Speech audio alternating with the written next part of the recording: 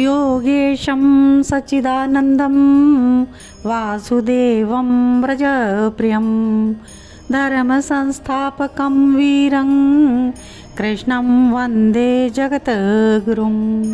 सभी को जय श्री कृष्णा। आप सभी भक्तों का स्वागत है कृष्णा डिवोशन चैनल पर और सभी को गीता जयंती की बहुत बहुत हार्दिक शुभकामनाएं। गीता जयंती को भगवत गीता का जन्मदिन कहा जाता है। तो यह भगवत गीता भगवान श्री कृष्ण के मुखारविंद से निकली हुई वाणी है, जो कि उन्होंने महाभारत के युद्ध से पहले अर्जुन जी को उपदेश दिया था। यह भगवत गीता के नाम से प्रचलित है और यह शुभ दिन माघ माह के शुक्ल पक्ष की एकादशी तिथि पर मनाया जाता है। गीता जयंती के दिन आप सभी भगवत गीता का पाठ जरूर करें और भगवान श्री कृष्ण के अनुसार भगवत गीता में बताई गई बातों का पालन करते हुए मोह माया के जाल से दूर सफलता के मार्ग की ओर अग्रसर होइए। भगवान श्री कृष्ण ने अर्जुन को गीता का ज्ञान देकर सांसारिक मोह से मुक्ति दिलाई थी और सही और गलत का अंतर बता दिया था। रणभूमि में अर्जुन ने अपने समक्ष जब सगे संबंधियों को देखा तो वो विचलित हो उठे और शस्त्र उठाने से इनकार कर दिया। तो भगवान श्री कृष्ण उसके सारथी बने हुए थे। उस समय भगवान श्री कृष्ण ने अर्जुन के ज्ञान चक्षु खोलने के लिए गीता का उपदेश दिया और इस उपदेश के बाद अर्जुन ने पूरी ताकत से युद्ध लड़ा और कौरवों को पराजित कर दिया था। तो भगवत गीता का जो पाठ है ये व्यक्ति के विचारों में शुद्धिकरण ला देता है। गीता के उपदेश में इतनी शक्ति है कि इसका पालन करने वाले मनुष्य अच्छे और बुरे का फर्क समझ पाते हैं। भगवत गीता में भगवान श्री कृष्ण ने कर्म योग, ज्ञान योग, भक्ति योग के उपदेश दिए हैं और भगवत गीता के प्रत्येक श्लोक में जीवन जीने की अद्भुत कला है। तो आप भगवत गीता का पाठ जरूर करें और श्री कृष्ण की कृपा जरूर प्राप्त करें। गीता जयंती के दिन आप श्रीमद् भगवत गीता का पूजन भी जरूर करें। अपने हाथ में अक्षत फूल लेकर ग्रंथ की पूजा करें और उसके उपरांत पाठ की शुरुआत करें। श्रीमद् भगवत गीता में भगवान श्री कृष्ण के गीता ज्ञान से अपने आप को शुद्ध करें।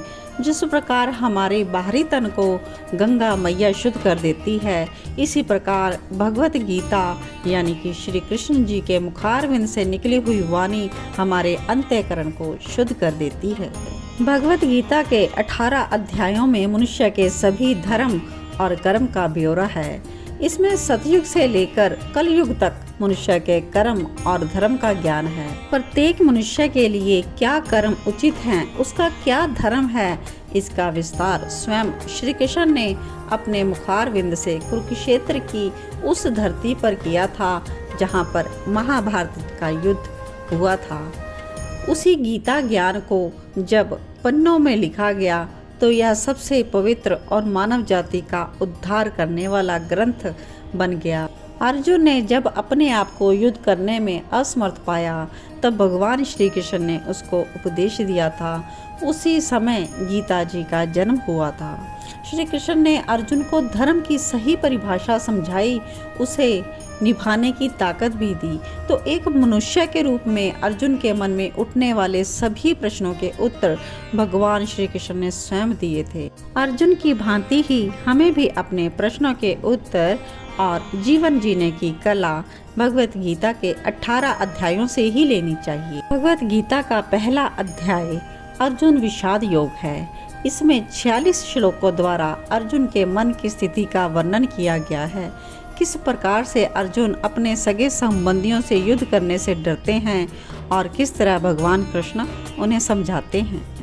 भगवत गीता के दूसरा अध्याय सांख्य योग, इसमें कुल 72 श्लोक हैं, जिसमें श्री कृष्ण अर्जुन को कर्म योग, ज्ञान योग, सांख्य योग, बुद्धि योग और आत्म का ज्ञान देते हैं। यह अध्याय वास्तव में पूरी गीता का सार अंश है और इसे बेहद महत्वपूर्ण भाग माना जाता है। तीसरा अध्याय भगवत गीता का कर्म योग है। इसमें 43 श्लोक हैं। जिसमें श्री कृष्ण अर्जुन को समझाते हैं कि परिणाम की चिंता किए बिना हमें हमारे कर्म करते रहने चाहिए। भगवत गीता का चौथा अध्याय ज्ञान कर्म संन्यास योग है, जिसमें 42 श्लोक हैं। अर्जुन को इसमें श्री कृष्ण बताते हैं कि धर्म पारायण के संरक्षण और अधर्मी के विनाश के लिए गुरु का अत्यधिक महत्व है। पांचवा अध्याय कर्म संन्यास योग है, जिसमें 29 श्लोक हैं।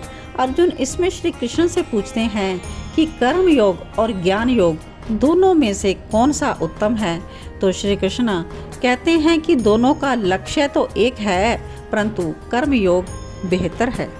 भगवत गीता का छठा अध्याय आत्म संयम योग है। इसमें 47 श्लोक हैं।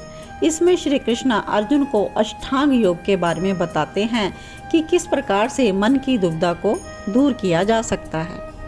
भगवत गीता का 7वां अध्याय ज्ञान विज्ञान योग है।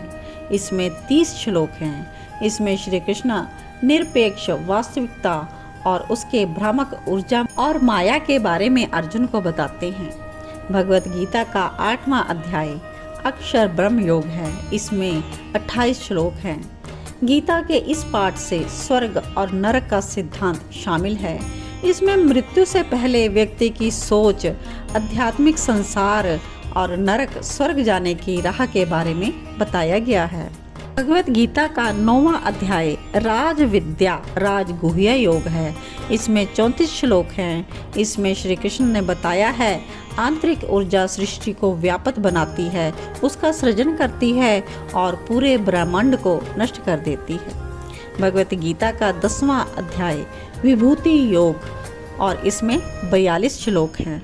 इसमें श्री कृष्ण अर्जुन को बताते हैं किस प्रकार सभी तत्वों और आध्यात्मिक अस्तित्व के अंत का कारण बनते हैं। विश्व स्वरूप दर्शन योग गीता का 11वां अध्याय है। इसमें 55 श्लोक है। इस अध्याय में अर्जुन के निवेदन पर श्री कृष्ण ने अपना विराट रूप धारण किया था। यह बहुत ही प्यारा अध्याय है, जिसमें हमें भगवान श्री कृष्ण के विराट रूप के दर्शन होते हैं। 12वां अध्याय भक्ति योग है और इसमें 20 श्लोक हैं। इस अध्याय में भगवान श्री कृष्ण भक्ति के मार्ग की महिमा अर्जुन को बताते हैं। इसके साथ ही वह भक्ति योग का वर्णन सुनते हैं। भगवान श्री कृष्ण को किस प्रकार के भक्त पसंद हैं, इस अध्याय में बताया गया है। 13वां अध्याय क्षेत्र विभाग योग कहलाता है और इसमें 35 श्लोक हैं।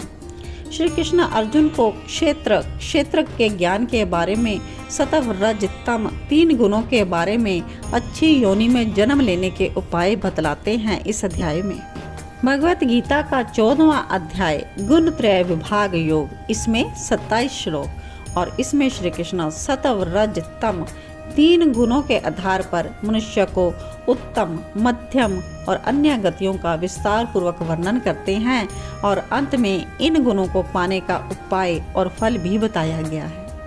भगवत गीता का 15वां अध्याय पुरुषोत्तम योग है और इसमें 20 श्लोक हैं। इसमें श्री कृष्ण कहते हैं कि देवी प्रकृति वाले ज्ञानी पुरुष सब प्रकार से मेरा भजन करने वाले और आसुरी प्रकृति वाले अज्ञानी पुरुष मेरा उपहास करते रहते हैं।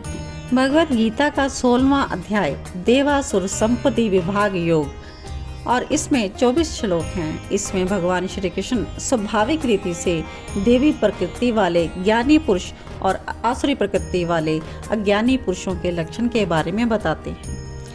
17वां अध्याय श्रद्धा त्रय विभाग योग कहलाता है और इसमें 28 श्लोक हैं। इसमें भगवान श्री कृष्ण अर्जुन को बताते हैं कि जो शास्त्र विधि का ज्ञान ना होने से तथा अन्य कारणों से शास्त्र विधि को छोड़ने पर भी यज्ञ, पूजा आदि शुभ कर्म तो करते हैं, श्रद्धा पूर्वक करते हैं, उनकी स्थिति क्या होती है। भगवत गीता का 18वां अध्याय मोक्ष संन्यास योग कहलाता है और इसमें 78 श्लोक हैं और यह अध्याय सबसे महत्वपूर्ण है और पिछले 17 अध्यायों का सारांश है। इस प्रकार आप सब ने भगवत गीता के 18 अध्यायों का संक्षेप विवरण जाना और श्रीमद् भगवत गीता के महत्व को समझा। आशा करती हूँ आप श्रीमद् भगवत गीता का पाठ गीता जयंती के उपलक्ष्य में ज़रूर करेंगे। और भगवत गीता को अपने जीवन में ज़रूर उतारेंगे। श्री कृष्ण के उपदेशों को आप अपने जीवन में उतार कर अपने जीवन को कृष्ण भावना अमृत से संजो देंगे और कृष्ण भक्ति के मार्ग में अग्रसर होंगे और सभी को यह उपदेश आगे फॉरवर्ड करने में भी हेल्प करेंगे। जिन भक्तों ने भी कृष्णा डिवोशन चैनल को अभी तक सब्सक्राइब ना किया हो, गीता जयंती के इस शुभ दिन पर ज़रूर सब्सक्राइब कर लीजिए और इस वीडियो को आगे ज़्यादा से ज़्यादा शेयर करने में भी आप सहयोग दें। सभी को जय श्री कृष्ण।